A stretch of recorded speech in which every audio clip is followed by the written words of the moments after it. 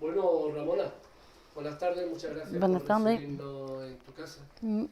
Y voy a empezar por leerte una frase que escribe Pascual Martínez Masilla, sobrino de Miguel, y dice que la figura de Ramona, su mujer, su verdadera compañera, dice que fuiste la persona que mejor lo pudo llenar, la persona que durante 46 años permaneció junto a él, acompañándole gran parte de su largo exilio y siendo la mejor cómplice, tanto en los tiempos de la guerrilla como un enlace imprescindible y vital en la travesía de Miguel. Ramona, ¿cómo conociste a Miguel? Yo conocí a Miguel en 67, está divorciado yo, y Miguel está separado de su mujer. Lo conocí un día, como ese, fuimos a una fiesta y lo conocí de esta manera.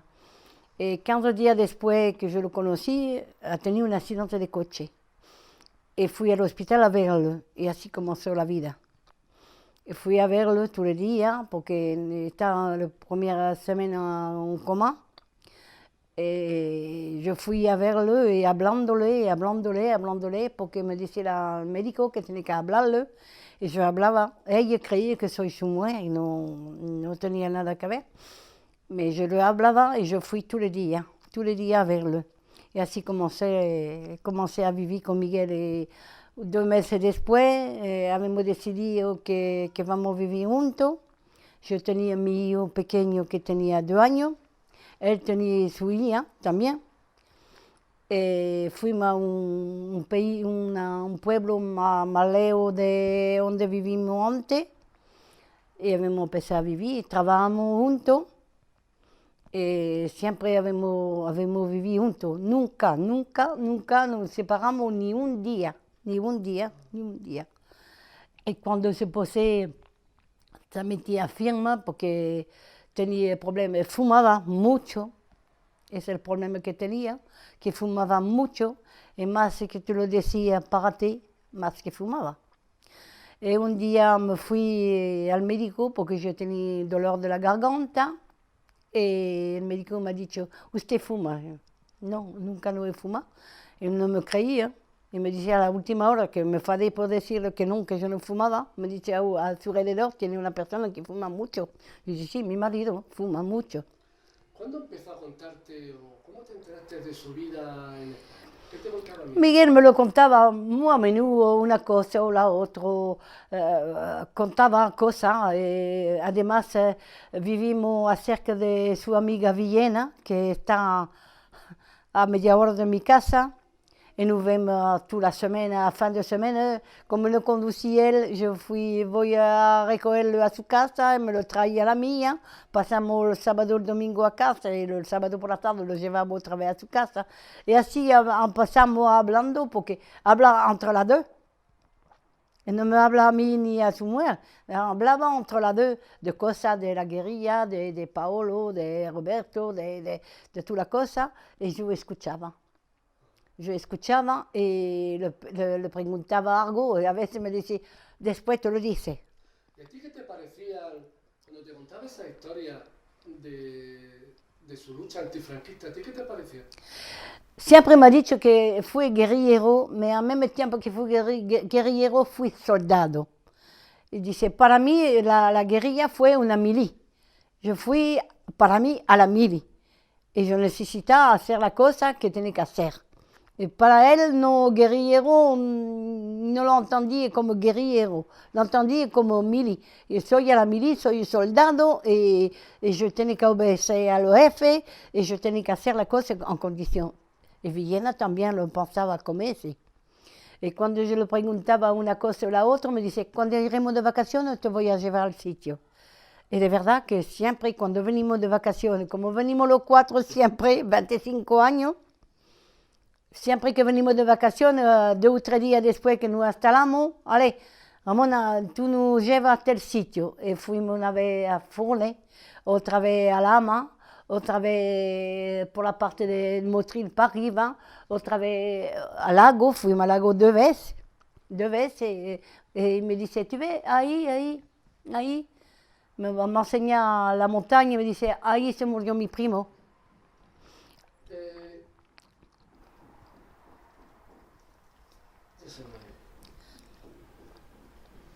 Esa parte de la lucha antifranquista, ¿te contó alguna vez por qué no le quedó más remedio que lanzarse? Sí, porque fue niño de la noche.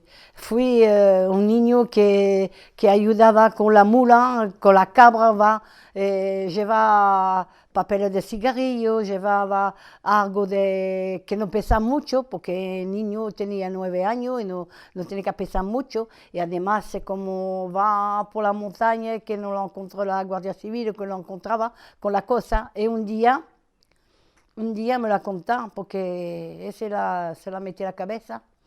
Un día tenía muchos papeles de cigarrillo y la Guardia Civil lo paró. ¿Y dónde vas tú? Voy a la casa de mi dueño que estoy trabajando como cabrera y voy a llevarle la cosa que me pedía. ¿Y qué te pedía? Diciendo que te pedí, mirando la mochila que tenía, dice, ¿tantos papeles te pedí el dueño? Sí, sí, que me ha dicho que tiene que llevarle por los obreros y voy a llevarle. Y dice, vente con nosotros. Y se lo llevaban a la casa del dueño. Y ha tenido mucha suerte, dice, este día yo he tenido una suerte muy grande que el dueño ha dicho que sí, que se la pedí él. Y después le ha dicho el dueño, nunca más se no me hace eso porque no te voy a cubrir siempre. Tú te enamoraste y te casaste con un guerrillero antifranquista, estuviste con él 46 años.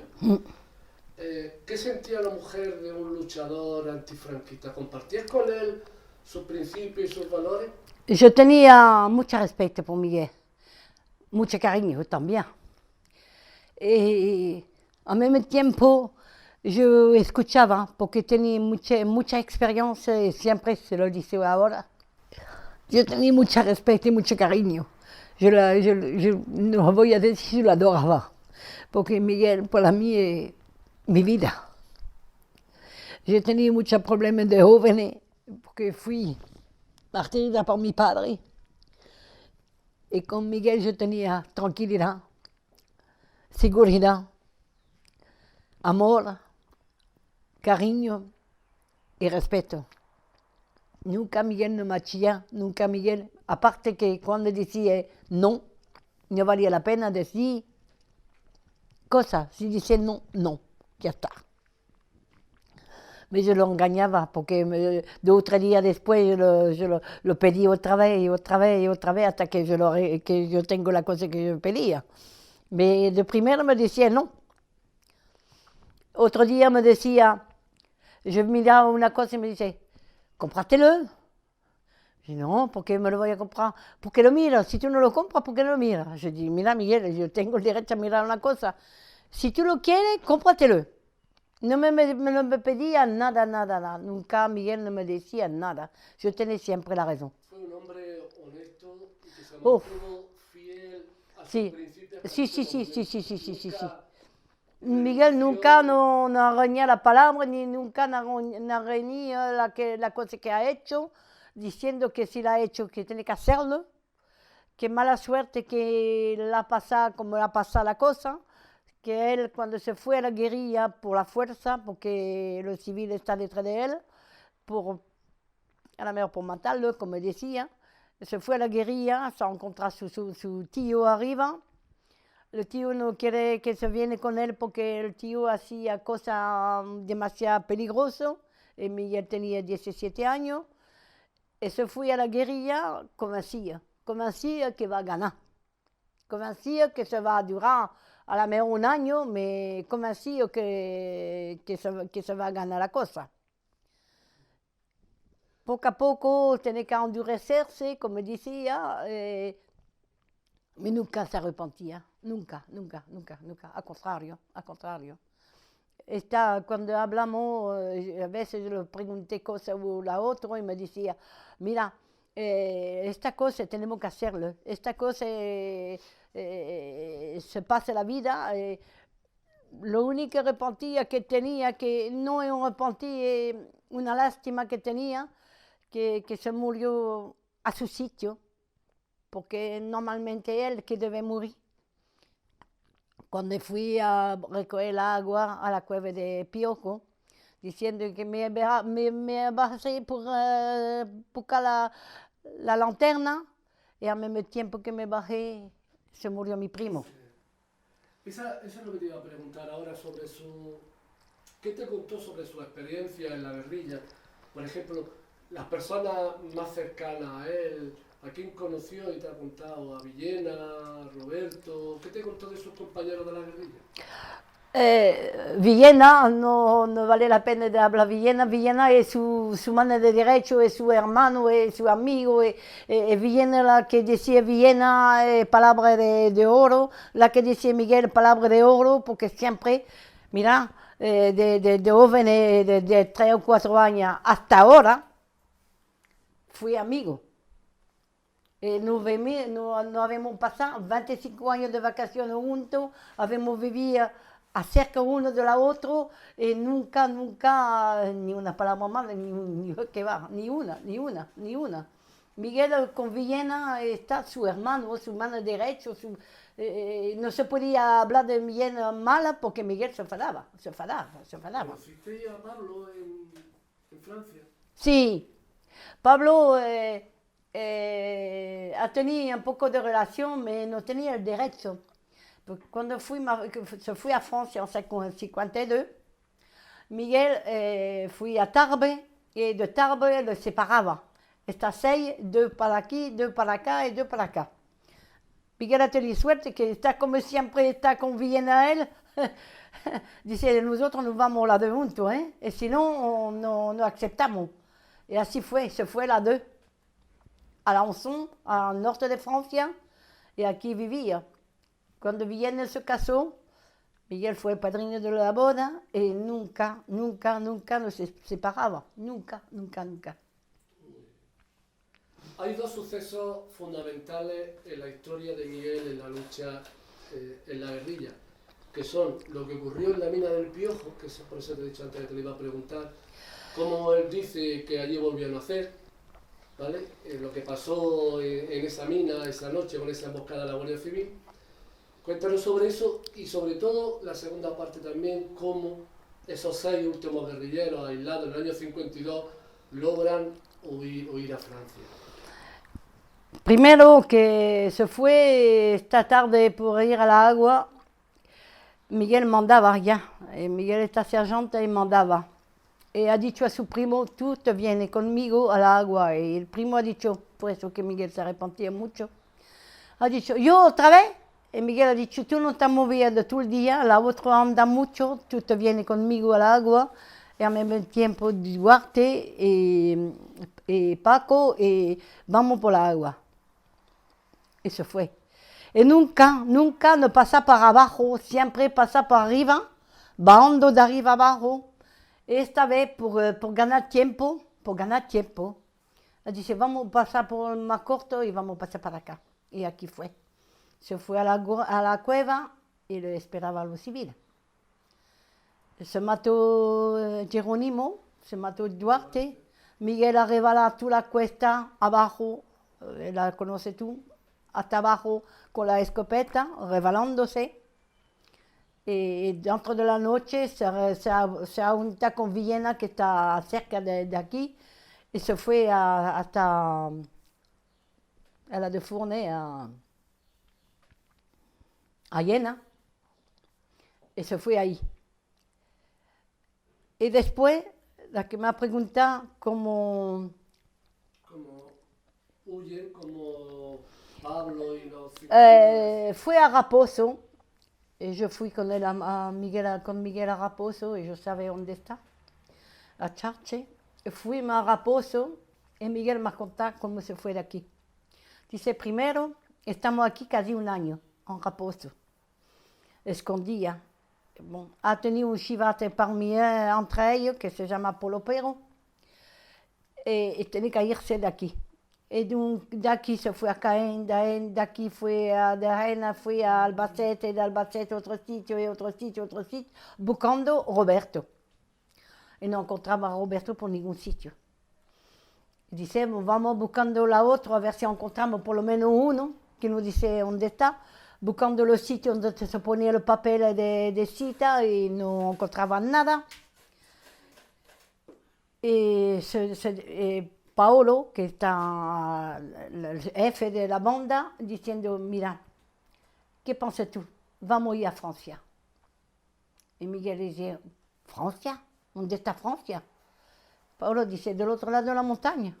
Vamos a ir. Miguel ha dicho, bueno, si tú dices que vamos, vamos. Y no lo ha dicho a nadie de la otra, no lo sabían nada, nada. Vamos, y se fue, empezaba a Sierra de Cuasola, siguiendo, una vez para adelante, otra vez para atrás, otra vez ahí, otra vez allá, diciendo que cuando llegaba al Ebro, que tenía que pasar al Ebro, se reía nada más que contármelo. Dice, cuando llegamos al Ebro, decimos, ¿cómo vamos a pasar este río? Que nunca he visto un río tan grande. ¿Cómo lo vamos a pasar? Que yo no sabía nada. Y Fermi, Urbano, dice, mira, hay una barquilla pequeña, yo sabe nada, voy a pasar uno por uno y lo voy a pasar por el otro lado. Tú me esperas aquí y voy a pasar primero. Pasa Villena a la barca, Urbano y otro más. Y ale. Y dice Miguel, nosotros estamos esperando y no venía, ni hablar ni nada. Y de un golpe dice, escuchamos un ruido de paso al lado de nosotros y decimos, ¿qué pasa? Y se escondía y venía Fermi. ¿Y qué ha pasado? Que la barca se ha ido con el río y Villena saquea una rama colga y se ha metido del otro lado. Y está esperando del otro lado del río. Y nosotros, los cuatro aquí, ¿cómo vamos a pasar ahora? Y ha encontrado un tío un poco más para arriba por la noche, por la mañana ha visto un tío que salía de su casa con una barca grande. Y le ha metido la pistola ahí diciendo, ahora esto no nos pasa a nosotros.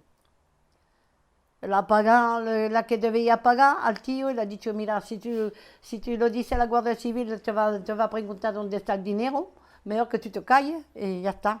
Y así fue, se fue del otro lado. Y cuando llegaba al Pique d'Aneto, encontraba un pastor con su hijo que está haciendo la noche comiendo, le ha pedido cómo se puede ir a Francia, y el otro dice, mira, Francia está cerca aquí, tú subes al monte y ya está aquí a Francia.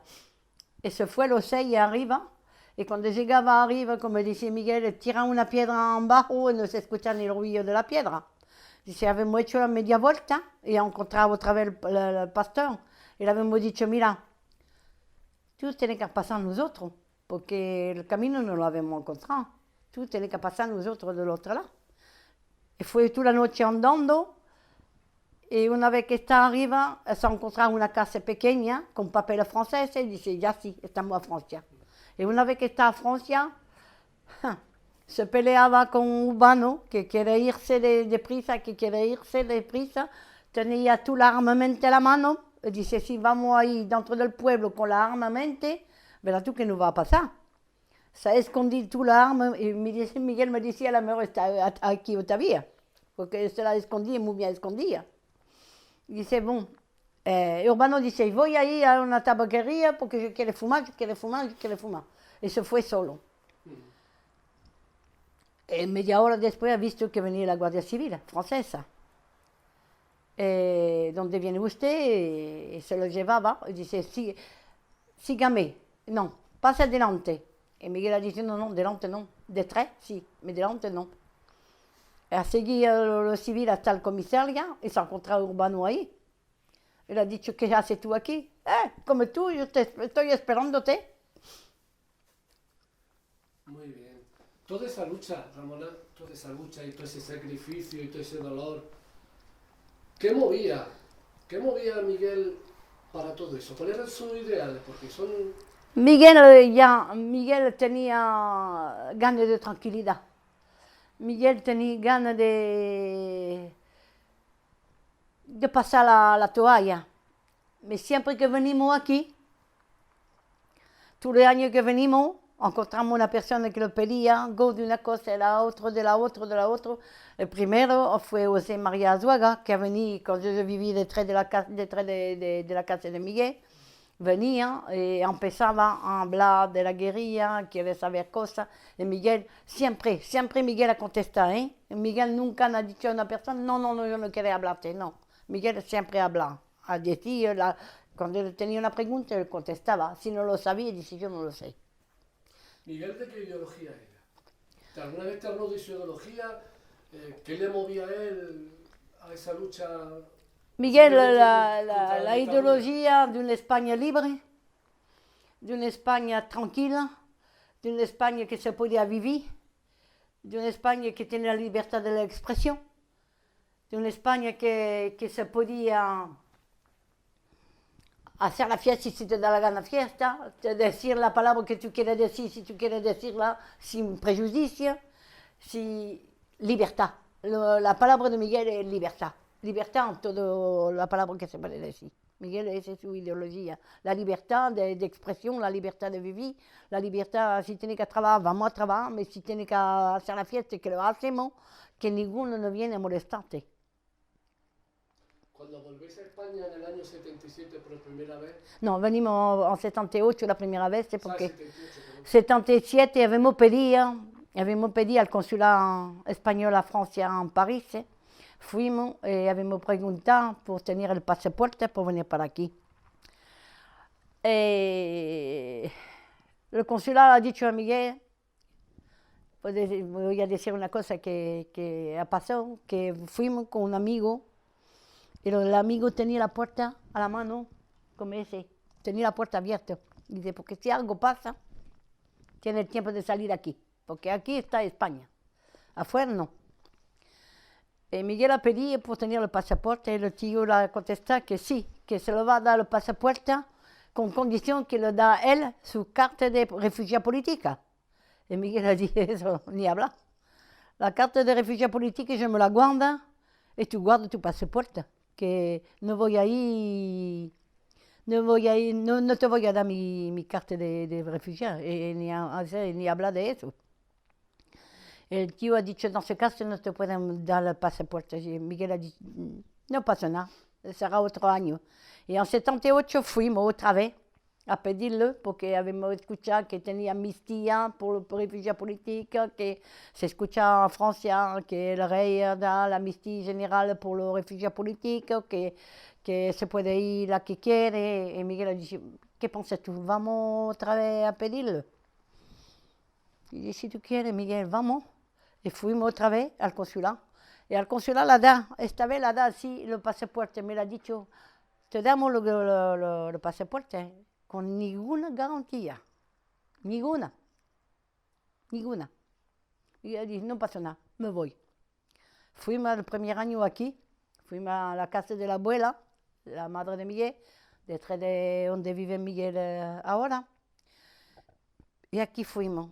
Y 2 días después que estamos aquí, se toca la puerta. Y la abuela, que tenía mucho miedo, dice a Miguel, escóndete, que voy a ver qué pasa. Abre la puerta y se encuentra 3 personas de la Izquierda Unida, que está delante de la puerta.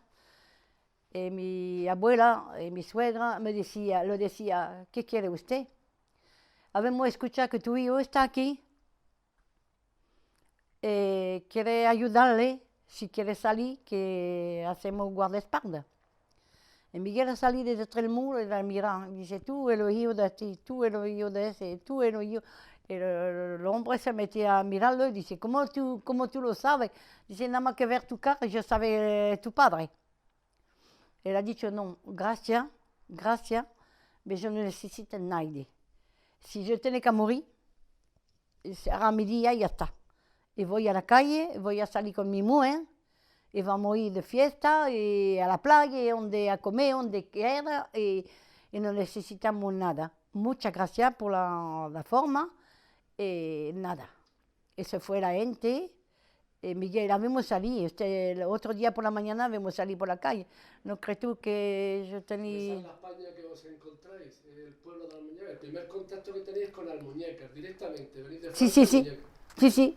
Habíamos tenido yo tenía mucho miedo, de verdad. Yo tenía mucho miedo porque yo creía que puede pasar algo a Miguel. Y dije, mira, Miguel, es peligroso. Me dice, no, ¿qué va? No me va a pasar nada, que no me va a pasar nada.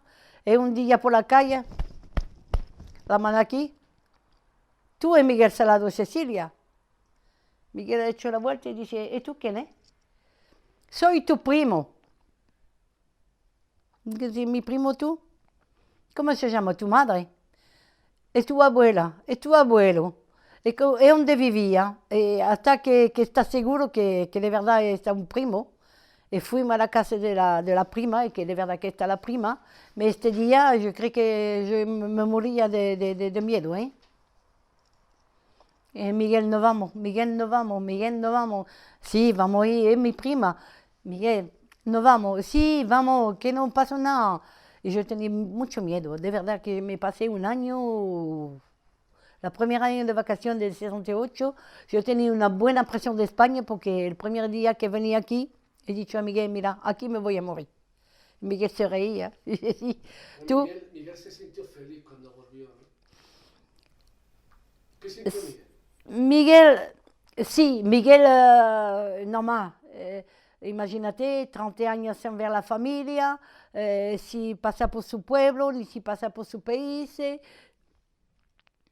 Imagínate, habíamos pasado, yo le pasé muy mal porque me pasé un mes, como estoy ahora, en una silla, que yo no comprendí ni una palabra, que de familia en familia, de familia en familia, de familia en familia, y habíamos pasado un mes de vacaciones así. Miguel sí, Miguel sí. Mais en même tiempo tenía un poco de rencor vis-à-vis de España, porque España no ha hecho para ellos nada. Y me decía muchas veces, yo no debo a España nada. Yo no debo a España nada. Porque para mí no me ha hecho a mí nada. Tampoco. Tampoco. Dice, mi patria ahora es Francia, porque Francia me cocina, Francia me da de comer, Francia me ayuda mucho, es de verdad que la ayuda mucho. En el tiempo Francia no la regala nada, ¿eh? No vamos a decir que la regala porque no la regala nada. Miguel ha trabajado mucho, la mina, todo la que los franceses no quieren hacer, lo ha hecho los españoles. Y los españoles, los portugueses y todo lo otro. Pero Ramona, Miguel ya muere en España y muere siendo fiel y siendo honesto con su idea y sus valores republicanos. Sí. Miguel está siempre, Miguel fue republicano, fue en contra de toda la monarquía. Miguel siempre decía que la monarquía no tiene que existir. Miguel fue, ¿cómo se puede decir? De una parte muy cabezón, porque a veces lo decimos, Miguel, tiene que ser un poco más tranquila. No, me dice no. Esta gente no tiene que hacer aquí. Esta gente vive de los españoles. Esta gente está nociva.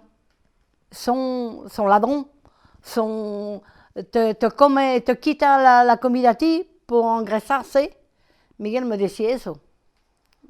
Me decía la monarquía no tiene que existir. Igual que a Francia, la monarquía hay mucho tiempo que la hemos hecha. Ramona, ya para casi terminar, Miguel y por supuesto tú sois y habéis sido personas muy humildes. ¿Qué pensáis cuando gente o de vuestro pueblo o la Asociación de Memoria Histórica hace esos reconocimientos públicos a Miguel? Si Miguel vivía, Miguel será muy orgullosa. Yo lo soy por él. Miguel seguro que no pensaba que le va a pasar esta cosa. No. Miguel siempre decía, si yo pudiera escribir mi vida, qué cosa que yo contaría. Ahora el libro está hecho, no lo ha visto. Pero por lo menos si algo pasa que se dice que hay, que sabe que está hecho, Miguel será muy orgulloso, muy orgulloso. Está muy orgulloso de la que ha hecho, pero a lo mejor yo soy más orgulloso de él. Y nosotros de vosotros. Muchas gracias. Ramona, muchas gracias.